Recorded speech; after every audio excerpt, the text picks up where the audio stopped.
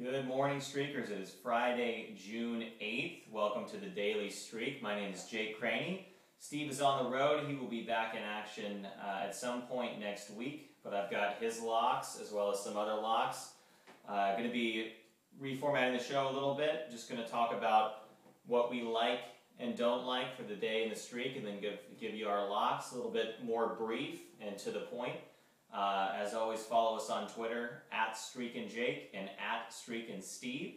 Let's get right into it for Friday. A lot of good props out there. I think you got to go AOR in the tennis prop in the morning. I actually expect Federer to beat Djokovic.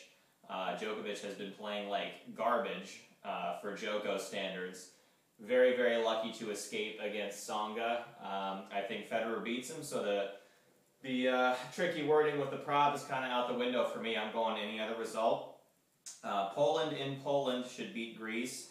Greece tends to play pretty good defense, get a lot of draws, but our resident soccer expert, Chris DeBerry, likes Poland a lot, so I'm going to go with him on that and try to get that in if the tennis prop finishes in time.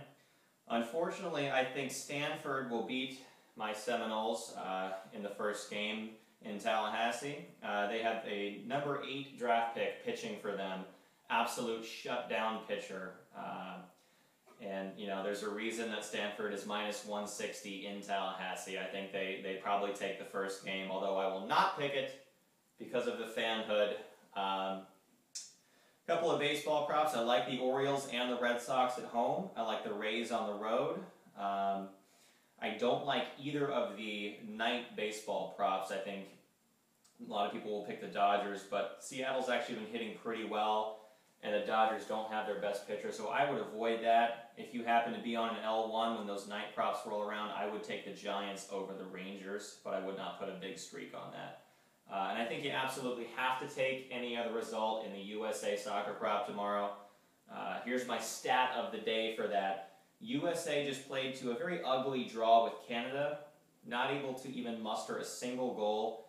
Canada drew with a team called St. Kitts and Nevis, a team that is a little bit behind, but basically equivalent to Antigua and Barbuda.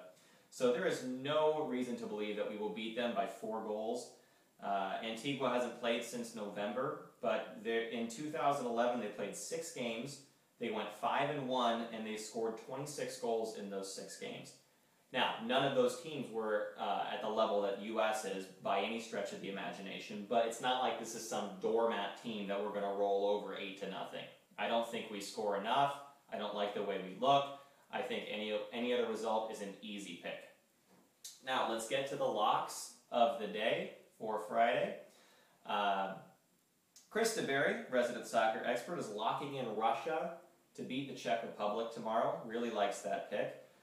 Steve DeBerry is locking in Padraig Harrington. Has the tie option, lower first round score over Rory McIlroy. I don't have a lock for the Streak Beasts today, but we will get them back in action and get them rolling again. As always, visit them at streakbeasts.com or on Twitter @StreakBeasts. And my lock of the day is the Arizona Wildcats baseball team at home again over St. John's by more than 2.